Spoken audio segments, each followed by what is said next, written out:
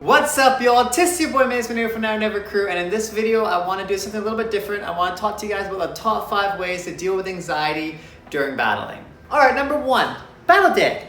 Let's talk about nutrition.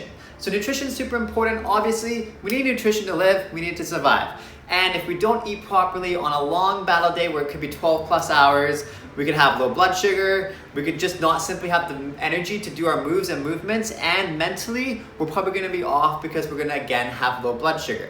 So I'm gonna give you guys some tips and tricks to how I combated this and how I managed to survive when I was battling with extreme anxiety.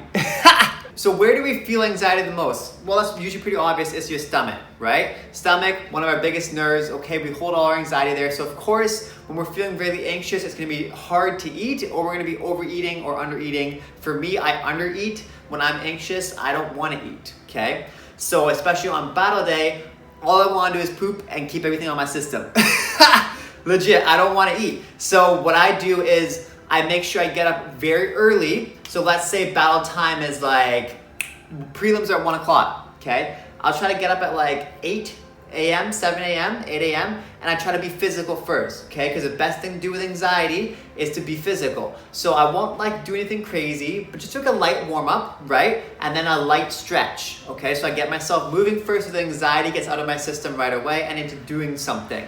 Then that also builds up my appetite, okay? Then I'll usually try to eat a very clean, high carbohydrate meal that will keep me going throughout the day. So usually my go-to, oatmeal, okay? So I'll have a whole dish of oatmeal, right? I try to also not do too much of it, but eat a good portion, okay? So let's say you usually have like 1 cup dry oats, and you have all your fruits and everything in it as well. Maybe have like 3/4 of a cup today, okay? You don't wanna really pack yourself unless you can handle it in your system, but you don't want to get to the point where you feel like you're gonna poop it up right away. So after that, I'll make sure I have my survival foods for the day, okay? Because that one meal is quite possibly the only meal I'll be eating that day if my anxiety is too high, okay? Apart from that, it's just gonna be food to keep me going. So what I'll do is I'll make sure I have my kind of survival food pack going. Usually what that consists of is high energy foods and also usually pretty high sugar foods to keep my blood sugars up and to keep myself feeling somewhat full, but more so just energized, okay? So you're kind of faking that full feeling to make sure that you feel comfortable enough to battle. So usually the foods that I go to are 1, bananas. Bananas don't necessarily work for all people, but bananas are a really great fruit, high energy, okay? And it's also easy for a system and it's comfortable for our stomach usually to eat, okay? So bananas is number 1. I always make sure I bring like anywhere from 3 to 6 bananas. Maybe I'll just survive on bananas for the day. That's totally fine, it's very possible. Okay, number 2, I'll have some kind of bar. So that could be a granola bar, that could be a Cliff bar, whatever kind of bar you kind of want to keep it clean, but also if there's like, you know, a couple like dark chocolate chips in it or whatever, that's good because it's also gonna add to your blood sugar. So that's number 2. Number 3 is I'll have some kind of nut mix. So again, if you're allergic to nuts or something, change this up, but usually I'll have some kind of trail mix. So that consists of like almonds and again some kind of sugary food, so like raisins or cranberries or something like that, right? And then the almonds and hazelnuts and all those things in it as well. So usually I make sure I have like those 3 things. I stay away from energy drinks because then again on a 12-hour day, energy drink's not gonna help you. You're just gonna get up and then you go down and you go up and you go down and you go up, and it's gonna be super hard. You're gonna be doing this the whole day. So I personally am not a believer in energy drinks. I believe in high energy foods to keep you going rather than that, because that will actually sustain your energy versus this big up and down crash, which is like one of the biggest killers for battle day. Now, doubling with nutrition, you have when do you eat? When should you eat throughout the battles? So if I'm feeling really starved before the battle, I'll have something little, again, right? Maybe a handful of nuts or whatever, but I try to almost not eat before prelims. After prelims, I'll make sure I eat a little bit of something. Have a banana, have an apple, have something. Just keep kind of giving yourself a little bits of stuff, but again, not enough to trigger your stomach needing to poop, but enough to where you're gonna feel energy and you're not gonna get low blood sugar. So I kind of keep giving myself a little bit, a little bit, a little bit, a little bit, a little bit, a little bit, and that keeps me going throughout the whole day. All right, number 2, let's talk about your physical prep, okay? So when you're having big anxiety, a lot of time that comes from the unknown, okay? So we're anxious if we're not sure how the battle's gonna do. We're not sure if we're ready. We're not sure if all these things come up, and we have all these unknowns that are happening to us, and that builds in our anxiety. So the more we can cut down on those unknowns, the easier it's gonna be on battle day to not have so much anxiety and leading up to battle day. So one of the best things you can do, and there's a reason that I'm a set B-boy, and that's because I have too much anxiety to freestyle in battle.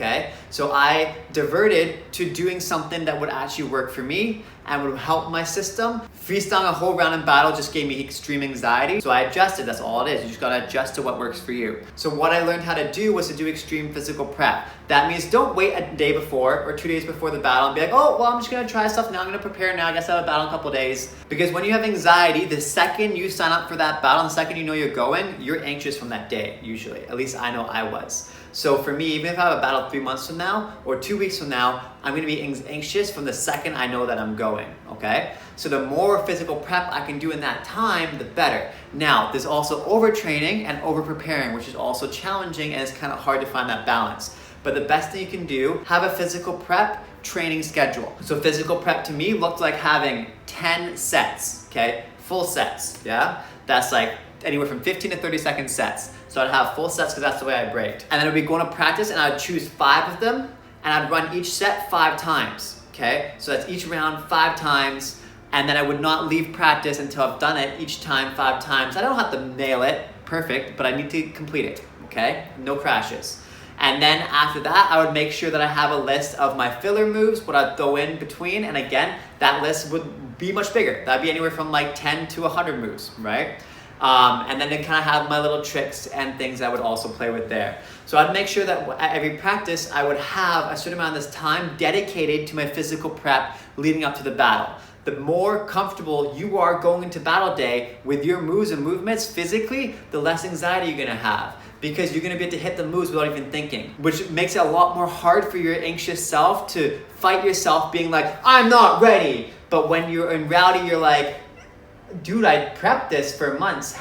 You can see me, I can hit it right now. Do you want proof? And then you can literally throw it on the ground in a corner at the battle and prove to yourself that you have it because you're gonna nail it every single time because you spent all those hours in the studio nailing it down. So that's why physical prep is so important when we have anxiety, because again, the more prepared we are physically, the more it's gonna alleviate that anxiety from the unknown of, are we ready, are we not? You're like, I literally spent hours and hours and hours getting this down, and you can have those conversations more logically with yourself. All right, number 3 is your why. You gotta have a solid why. If you don't have a solid why, then it's gonna be a lot harder to alleviate anxiety. It's very hard to reason with that when you're feeling super anxious. You need to have a reason so strong that when you're in that moment and you're feeling all those anxieties, you can land on that why and it'll give you that support, okay? So the why could be the bigger picture, right? It could be the reason why you're battling. It could be the reason why you break. So if you get super clear on the reasoning why you're at the battle, it's gonna be a lot easier in that moment to justify your actions. Because when your anxiety is firing and you just wanna run away, you have to have something that holds you there and keeps you there and keeps you in that moment and keeps you focused. And the best way you can do that is by having, again, a solid why. So again, some examples of your why. It could be your crewmates and you wanting to represent your city. Really focus on that then. Remember your city. Remember how much you love your city. Go as in detail as you can about that process, right? What's your city like? Figure out little key points that you can come back to and that can trigger your feeling of, I love that city, you know? Another great one is your crewmates could really want it, so you're doing it for them. So then think about how much you care about them. Think about how much you want to prove yourself with them. Think about how much you want to show them how much you've improved, etc., right? It could simply be proving yourself to the community, to the judges, to your parents, to whoever it is. Again, if that why is big enough, it's gonna overpower that anxiety. It could be simply to try to have fun. I know that sounds weird, but if anyone that deals with a lot of anxiety, they know that battling, for the most part, isn't always very fun. And if anything, a lot of time is hell, right? So if you have extreme anxiety, your goal could simply be, I need to learn how to have fun here, okay? So then if you can really focus on that, then when you're anxious about, oh my God, what if I mess up? What if I didn't do this? What if, and you start getting into this anxious state and nothing makes sense and all your words are jumbled and you're speaking quickly like this, then you take a breath and you remember, I'm here to have fun. What does fun look like? What is fun? You know what I mean? So the more that you can get clear on that point, the more you can remember that and the less anxious you can be, because the more grounding you'll feel from being clear. Because again, that unknown causes anxiety, and the more we can make that unknown into known, the less anxiety we will have. All right, number 4, depressure, okay? So I know this is hard and can feel really challenging, but the more you can kind of have these triggers to depressure the situation, the better it can be. So that could be either asking support from your crewmates, being like, look, I get really anxious battling. Please help me get into a more grounded place. So that could be having fun, that could be joking around, that could be whatever alleviates your anxiety. Ask for that support. Mental health is real, anxiety is real. Don't be afraid to ask for support from your crewmates, your friends, and who are supposed to be your family. If they don't support you on these things, are they really your crewmates? Should you be battling with them? Are they your family? You know what I mean? Number 2 is forcing yourself into it. A lot of times I'll be, ah! Sometimes the best way to get yourself out of those anxious states is by literally forcing your body by smiling, by engaging your muscles. Just as if someone comes up behind you and, hey! Right in your ear, and it jolts you out of it. It triggers that same fight or flight syndrome a little bit. You get yourself out of your mind, you get yourself out of that anxiety bubble, but just go, I know you sound crazy and you look crazy, but like just go into a corner and do it. Okay, go into the washroom, whatever you need to do. Try to depressure, walk around the block, get some fresh air, whatever you need to do, depressure it. The more you can kind of try to enjoy it and have fun, the less the anxiety will become the forefront of your brain and the experience, and the more that the fun and the enjoyment of it, which is supposedly why you're doing it, right, can be apparent, and the more you can feel it. So the more you can try to depressure the battle, okay, the more you can take away the need to win, the ego, the how am I gonna look, to all these things. And the more you can just try to enjoy it, the more enjoyable, of course, it's gonna be. So again, that could look like getting support from your crewmates. That could look like forcing yourself into ciphering. That could force yourself into smiling and doing all these things that take yourself out of anxiety. This could simply be having conversations with people.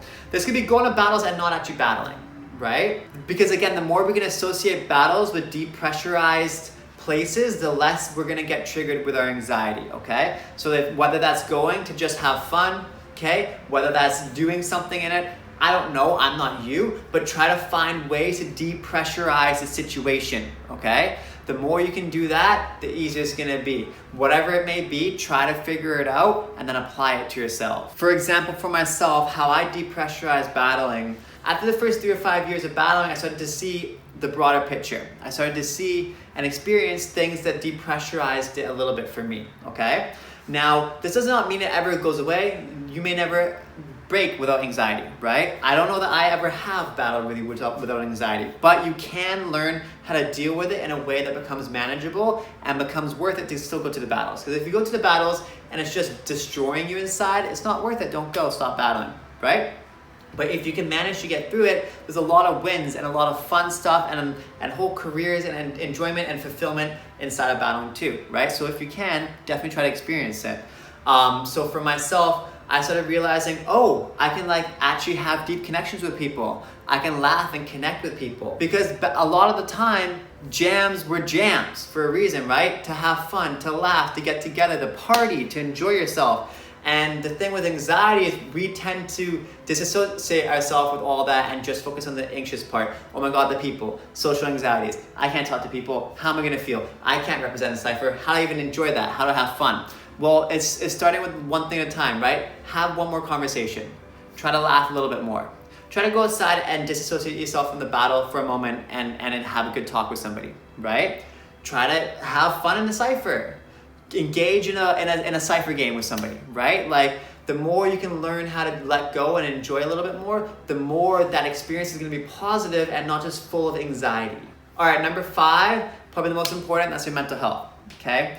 So obviously when we have anxiety, it stems from somewhere. So if you're going to therapy, you're getting actual support for it, which I suggest anyone that has anxiety to do, okay? We should all be getting professional support. We're human beings, why not? Right? We thrive off connection. We need connection as human beings. So why not have someone that professionally supports you with connecting with people? Makes sense. So just as we have our physical arsenal, we should also have our mental arsenal of support, okay? So remember, when you have anxiety, stop denying that you have anxiety, bro. Just embrace it. The earlier you can embrace it, the faster you can learn to live with it and learn to grow with it and learn to turn it into your superpower versus it being the one thing that's stopping you from being the person who you want to be, okay? And the one thing that's always denying you from experiencing all the things you want to have and or do and or be. So for me, because I've had anxiety my whole life, I learned how to get this arsenal of mental health from a very young age. This arsenal of movements, this arsenal of groundings, this arsenal of connections with myself, this arsenal of depressurizing anxiety, okay? So I'm gonna give you some examples that work for me. Maybe you can apply them to yourself. Maybe you will have your own things, but again, start focusing on your mental health arsenal just as much as your physical arsenal. Both are equally important. If anything, your mental health arsenal is more important, because if you can't get to the battle, what the heck's the point of having your movements, right? If the whole reason of your movements is to get to that battle and you can't get there, mental health arsenal gets you there, okay? So a few things I would do at battles, okay? Number one, I would get centered with myself. How would I get centered with myself? I would isolate myself from other people for a moment, okay? Maybe for multiple moments. I would find a corner or something. I would close my eyes and I'd do some stretching and I'd really start to ground myself. I would take myself out of the battle, because when I can take myself out of the battle, the anxiety alleviates, because the anxiety is getting triggered from being at the battle. So I would take myself out, okay? Go to a happy place, go to a spot in your brain, whatever you may do, okay? So find a spot, isolate, number one, okay? Number two, breath. Again, our breathing is directly connected to our stomach, to our anxiety. So the more you can learn how to take deep grounding breaths, okay, the more you can physically get in your body. And then when you pair that with isolating yourself in some corner and closing your eyes, you get this grounding breath with this grounding center brain. As your eyes are closed, you've taken yourself out, you're doing a little bit of movement, okay?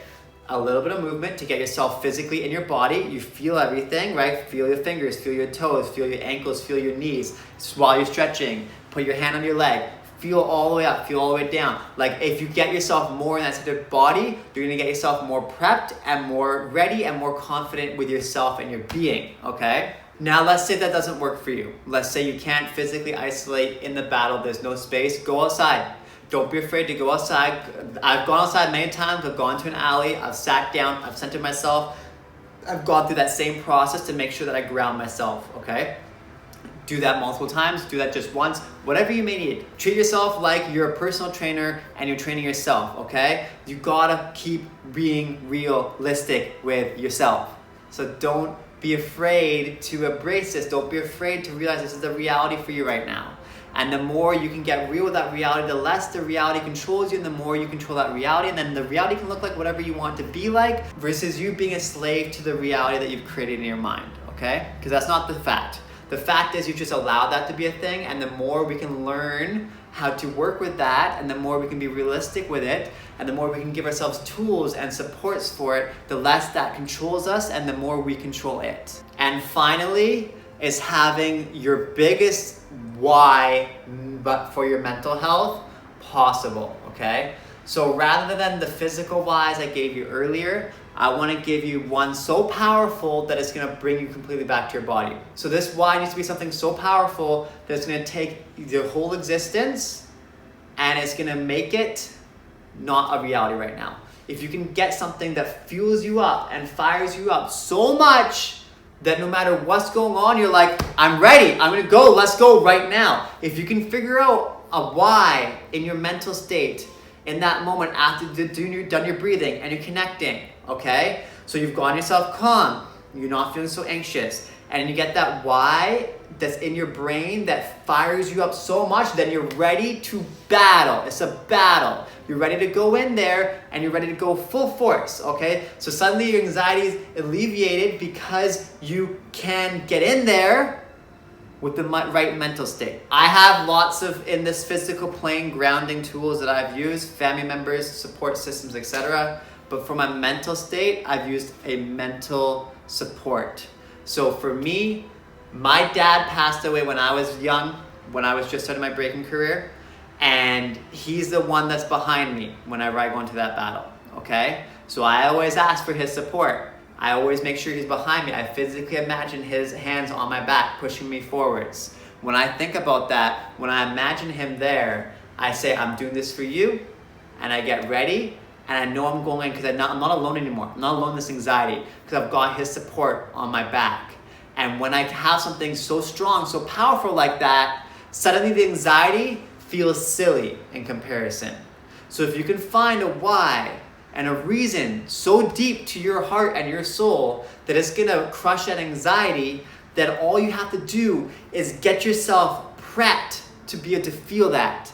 Then when you can do that, you're gonna be going in with the proper mindset. You're gonna be going in with a clear mindset so that you're ready to perform the way that you wanna perform. If you like this video, please don't forget to like, comment, subscribe, and smash the bell button for more videos. Anxiety is tough, anxiety is hard, anxiety is real, and most of us deal with it, some more than others. Don't be afraid of it, just learn how to handle it. Your boy Magnus.Magneto. I will see you guys tomorrow. Pa! Love is love.